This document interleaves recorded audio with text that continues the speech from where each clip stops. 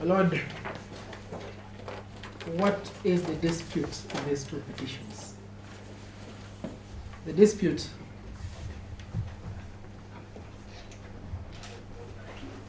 is whether or not Professor Tom Odhiambo Gender is qualified to vie for election of LSK male member representative, the Judicial Service Commission.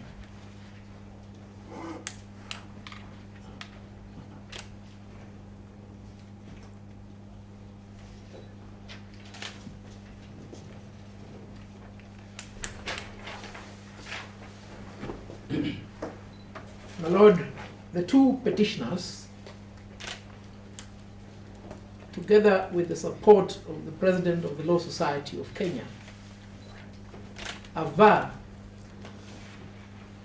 that Professor Tom Ogenda is disqualified for the reason that he does not have a tax compliance certificate.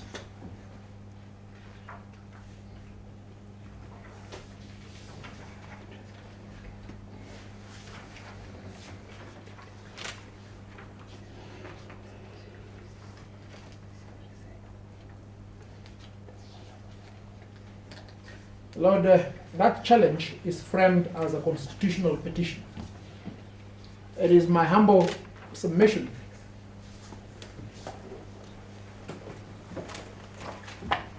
that the request to bar Professor Ogenda must be dismissed for three main reasons.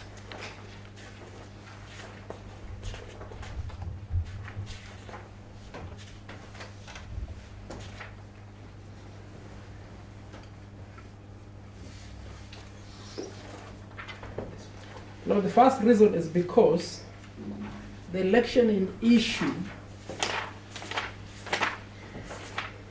is an internal affair of the Law Society of Kenya.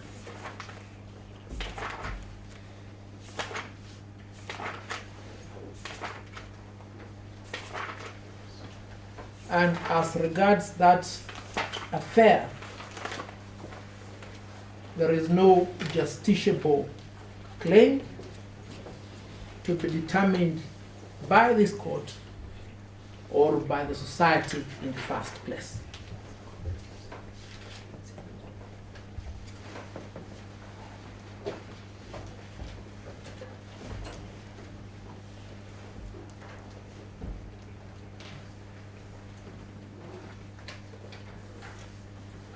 Lord, my preceding counsel have submitted as to the effect of Article 171(2)(f), which gives the society the power to elect.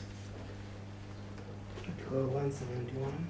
Article 171(2)(f) of the Constitution, which gives the society the power to elect.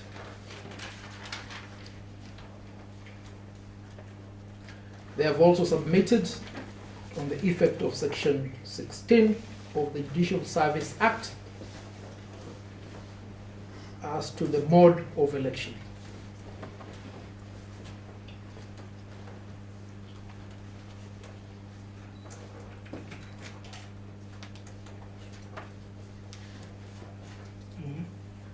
My Lord, the preamble to the Law Society Act is fundamental to the first issue. It is expressed thus: an act of parliament to establish the Law Society of Kenya to provide for the objects and the conduct of the affairs of the society. The conduct of the affairs of the society.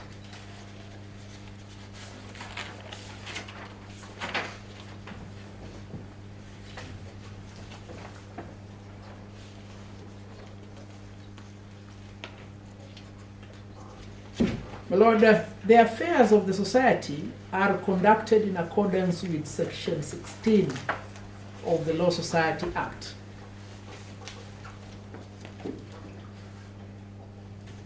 And Section 16(1) constitutes the annual general meeting of the society as the supreme authority of the society.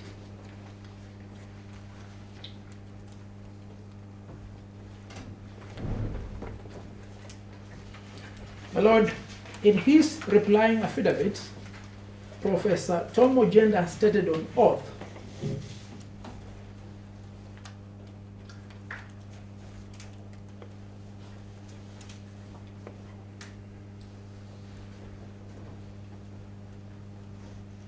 that he has sought confirmation from the Secretariat of the Society and ascertained as a matter of fact that the so-called code was never approved by the Supreme Authority in terms of Section 16(1). That is The Electoral Code. conduct. Yes. Was not. Approved by the Supreme Authority of the Society.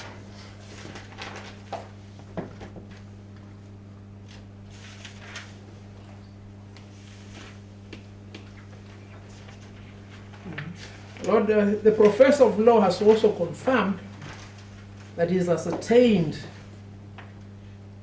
in a meeting in which he attended that the president of the Law Society has stated in that meeting that the code was never approved. That is the meeting of the 30th of March. Meeting of 30th of March by the Yeah. Supreme Authority of the Law Society.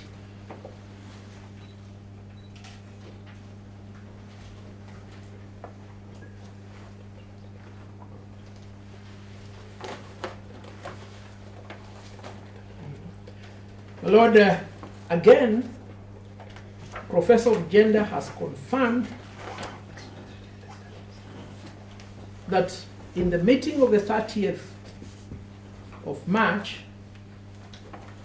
the Supreme Authority affirmed that its elections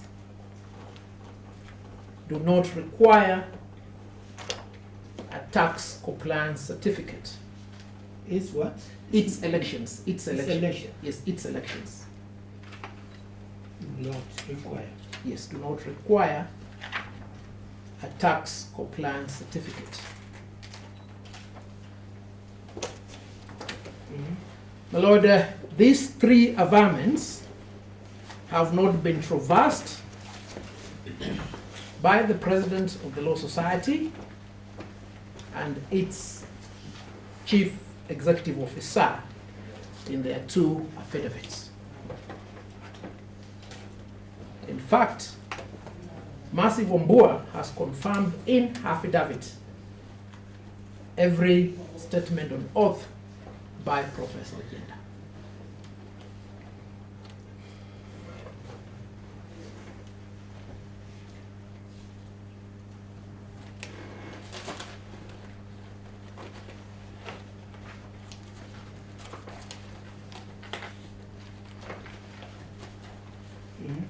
My Lord, this court has settled the issue as to what should happen as regards the affairs of the society. And this issue has been settled in the case appearing as number 6 in our list and bundle of authorities dated the 5th of April 20. Case number 6. Yes, Which list of authorities? the list of authority dated the 5th of April 2019. That case is titled Dawson Havi versus the Law Society of Kenya. Yes. Yes, it happened before that gentleman. It's okay. My Lord, we will find the determination on this issue at page 42. It's set out in paragraphs 129 up to paragraph 131 of the decision. My Lord, in one line, the ratio emanating from this case is set out at paragraph 131. This is what your brother Justice Mativo had to say at paragraph 131. If any member is unhappy with the process of scrutinizing nomination papers to confirm compliance, the issue can be tabled in the AGM and a majority decision made accordingly. Lord, this case applies hook, line, and sinker to this matter. We have a determination by the council made on the 11th of February.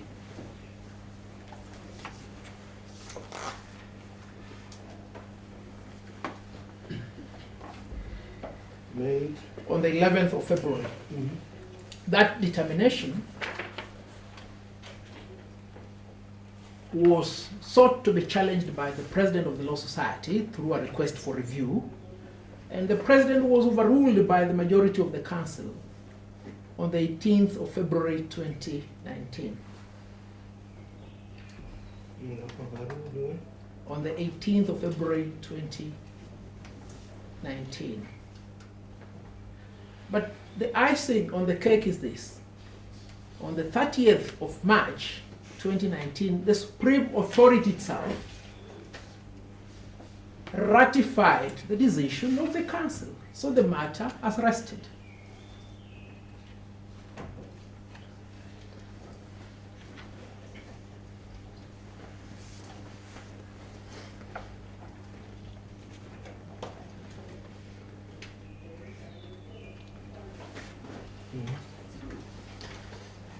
My Lord, it is manifest from the two petitions that their lamentation is that the decision of 11th and 18th February contravenes the Supreme Authority which formulated the code.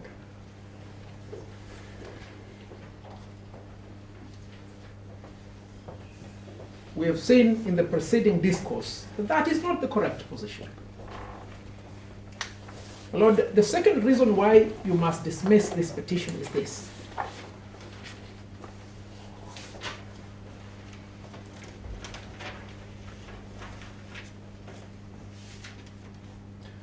The election of the male member representative is not an avenue for tax collection or enforcement.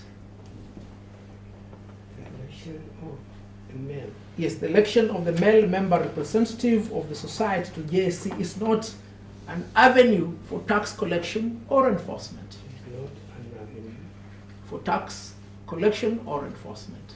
for tax Collection or enforcement. enforcement. Yes. Mhm.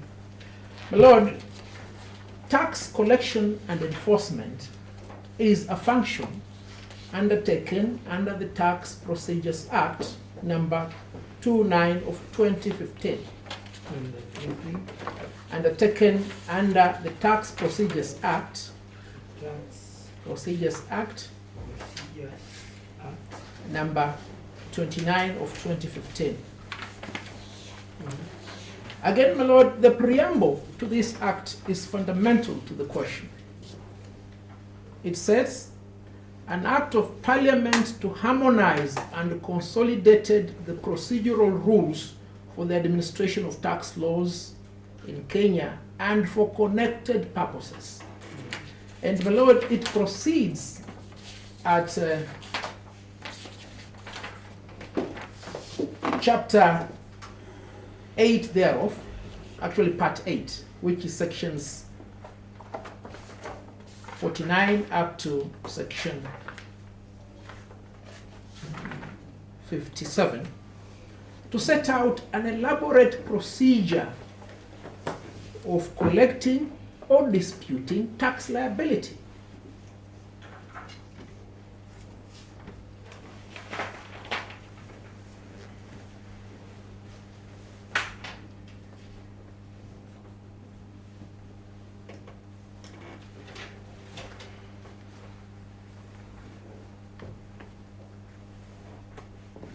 My Lord, it will be forthright, and we are happy because we are in a country governed by the rule of law. Fact of the matter is this. Professor Tom Ojenda is the incumbent male member representative of the LSK to the Judicial Service Commission. When did he stop paying taxes?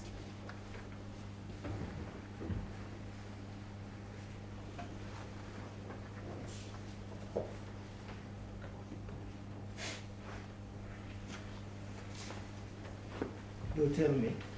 Lord, that question is one that will trouble you and trouble you extremely. Reason being, on the 11th of May 2018, your brother, Justice Odunga, made a judgment which has not been set aside on appeal,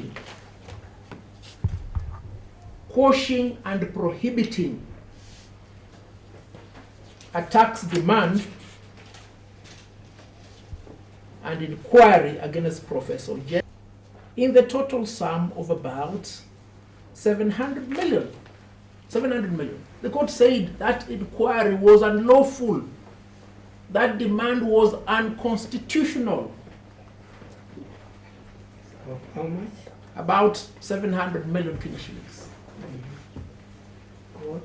The court said that demand was unlawful and unconstitutional.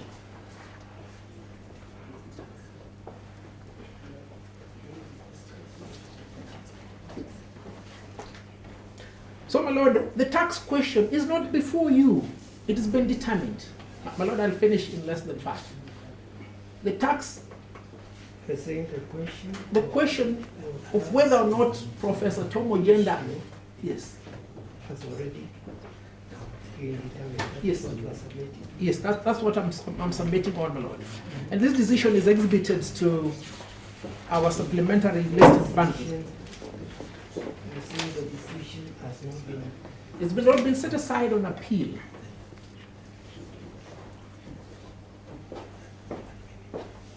Is there an appeal? Yes, there's an appeal. There's a pending appeal which is yet to be determined. And below, the decision by Brother Justice Odunga appears as item number 11 in the list and bundle dated 24th. Yes, number 11 in the list and bundle dated 24th April. I'll not take so much time on that point. And then, my lord, therein comes the question. Because we've been subjected to this HAPSO, Leadership and Integrity Act, Section 33, has not been complied with. Is that so?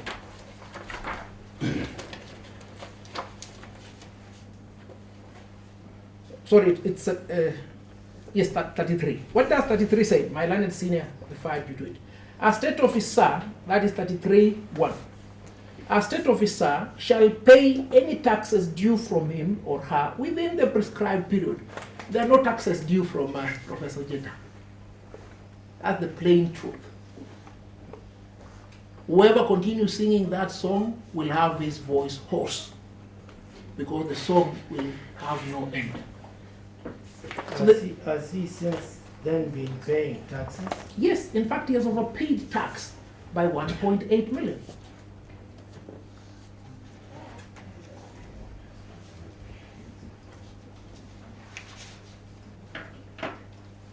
So that, my lord, it is important that this be put into context because we have a candidate who other candidates are determined to lock out from the rest, and that's not proper. Who are trying to lock him out? Other candidates or? But yes, my lord, where I come from, if in the morning you discover that your sheep is dead, you go to the forest and check. If you see the dung of the leopard has the fur of the sheep, then you know that it was eaten by the leopard. And we have seen the leopard over here. The leopard has been saying, we don't want Professor Ojenda to buy because he has not paid tax. That is what must come out clear. My Lord, my third point upon which I seek to conclude this discourse is this. This petition, these two petitions, do not disclose any justiciable constitutional issue to warrant determination by this court.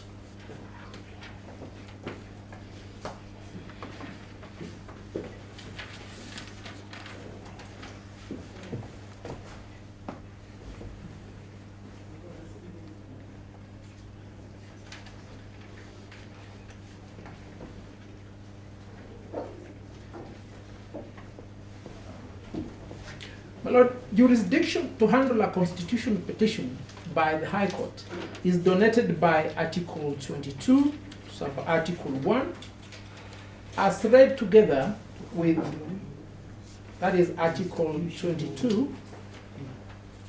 Petition Yes. The jurisdiction donated by Article 22, sub-Article 2, by Article 22. 2 sub-Article 2, as read together with Article 165, sub-Article 3, paragraph B of the Constitution.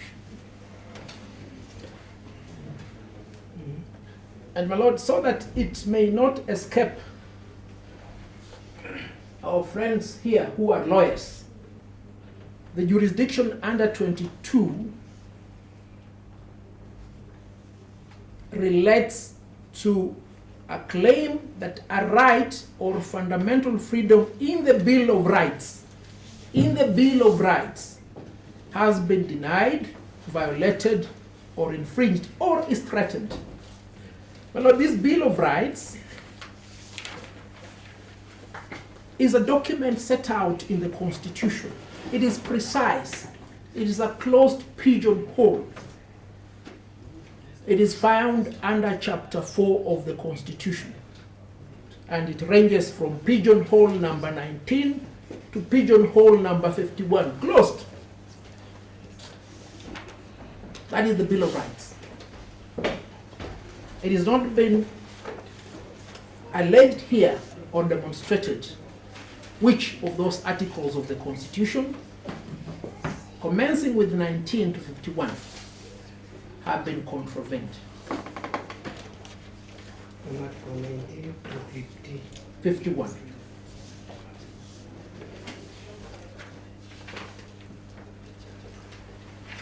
You are saying none of the articles has been cited Is there, as has been cited or demonstrated to have been? there is not. It That is not. your position. Yes. Okay.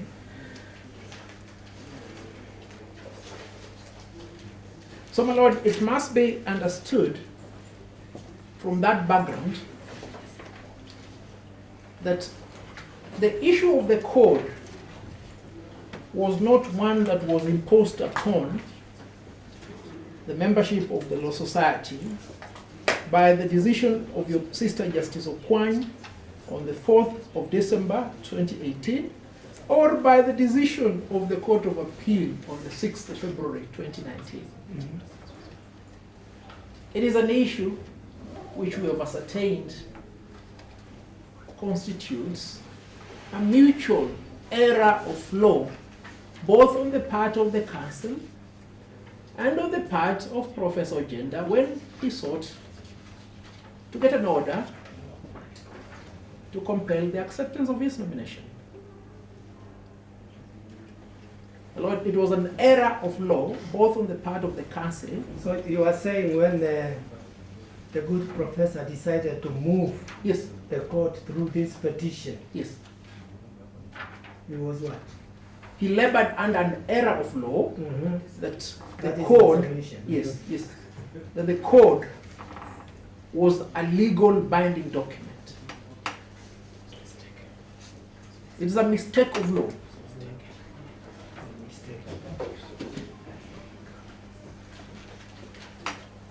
So he was not saying, look here, I appreciate that the law requires me to do this, and this is why I bring it to the court. Yes, he said, I appreciate, but now we have seen that He has even now seen the light. Yes, my lord. Is seen. The light where the law now falls, according to your submission. Yes, and that light is not has not been shown on him alone. It's been shown even on the council itself. Even in your city. No, sorry, my lord. The council of the Law Society.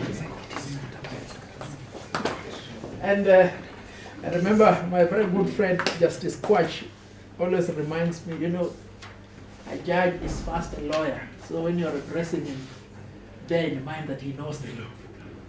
So, my lord, an error of law mutually taken by two parties voids a decision or an action.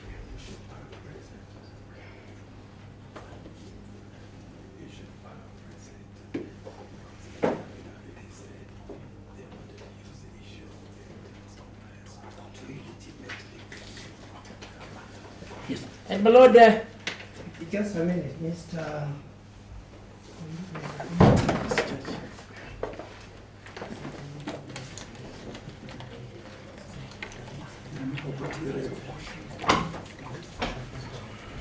Has a problem getting to his house and the other things. well, that's very kind of you. Yeah, I'll ensure that I cut it short. Yeah. And my lord, it must be understood the context in which the order of 4th of December was made. And because the petition preceding the making of the order has been exhibited to petition number 93 of 2019, permit me to take you to that petition, my lord. It appears at page 60, all the way to page 73. Okay, 60. Yes, it's paginated at the bottom, page 60 to 73. Yes, and my lord, what is key to this issue is what is set out at paragraph 27 of the petition. That is petition number 418 of 2018, paragraph 27. The petition Number 418 of 2018. 418. Yes, yeah, that is the one that preceded the making of the order 4th December. It's 418 of 2018. Yes, my lord, that's the one. Yes. And my lord, at paragraph 27, the last sentence, paragraph 27, this is what the petitioner stated. The petitioner was informed by many quarters, including practicing advocates, that the announcement of the nomination was deliberate and calculated to lock out the petitioner from vying for the position of Judicial Service Commission. So he labored. The announcement of The announcement of the nomination was deliberate and calculated to lock him out. So he knew.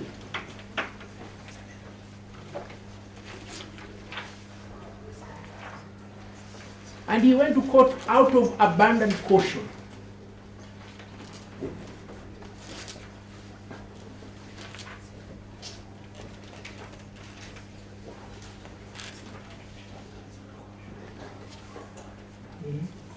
We have now seen, it's like taking an umbrella in the morning because the forecast has said it will rain.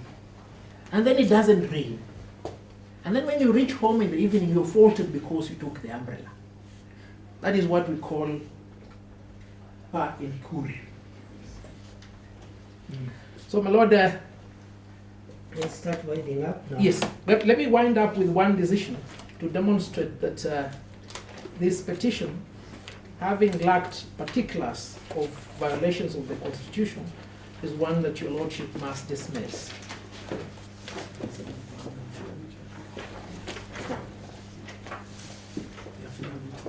Yes, my lord, the affidavit in support of the petition, and allow me just to read this, because The affidavit in support of 418, okay. yes, the affidavit Is comes professor's affidavit. in professor's affidavit. It just comes immediately after the petition itself.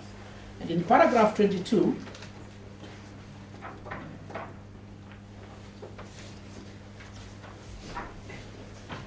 Professor Ojenda stated that I'm aware And it is apparent that all these are but deliberate, calculated, malicious moves to ensure that I am locked out of the nomination of the LSK male member representative of the Judicial Service Commission race that is set to be concluded on the 10th of December, in violation of my political rights under Article 38 of the Constitution. So that he had that apprehension. So, my Lord, now let me take you to the... I thought that was the last bit. I thought that was your conclusion. No, it came in just to fill a crevice in the statement that made Yes. much earlier. But my Lord, I'm concluding now. I'm concluding now. My Lord, a constitutional petition,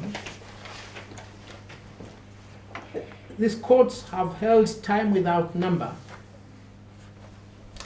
must set out the violations. And if it doesn't, then it fails to meet the test for a constitutional petition. And on this, my Lord, the decision in issue is the case of Jennifer Shamala versus Law Society. Again, I acted in that matter for the petitioner. That is authority number 5 in the list at bundle dated the 5th of April 2019. Authority number 19? Number 5, my Lord, in the list dated the 5th of April. Yes. 2019. Yes, my Lord, quick to the page where the decision was made, it's at page 11. It was also a challenge of the internal affairs of the LSK. And at page 11, your brother Justice Mativo framed the question whether this petition raises constitutional issues. And he concluded with a statement that I will read and then sit down. This is what your brother said. It is convenient to state that a constitutional question is an issue whose resolution requires the interpretation of the Constitution rather than that of statute. This court ought to discourage invocation of the constitutional process where there exists parallel or alternative remedies. And then lastly, a justiciable controversy refers to an existing case or a controversy that is appropriate or ripe for judicial determination, not one that is conjectural or merely anticipatory. Nothing will describe the current two petitions better than the words of the learned judge. Lord, I humbly beseech you to dismiss these two petitions with an order as to costs. There was invitation setting out conditions of the would-be candidates or people who wanted to be nominated. Yes. What do you call that? What is the information on that invitation? The request for presentation of nomination. Yes, and where they are being asked, bring, file, things like that. Yes. If you don't get it, you just leave it. So Well, want to hear. My Lord, that request, the one that is dated the 13th of November 2018 by the Secretariat of the Law Society, it invited members to express their interest to run in that election. Now, that request, as we have submitted, set out other requirements over and above the ones in Article 171(2)(f). It said you must have a tax compliance certificate, you must have a HELB certificate,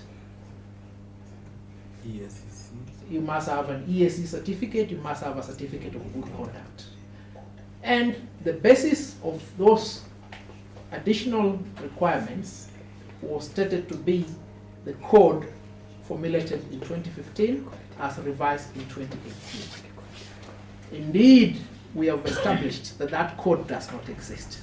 But my Lord, if it doesn't exist, then a question may be asked, then on what basis the nomination taking place?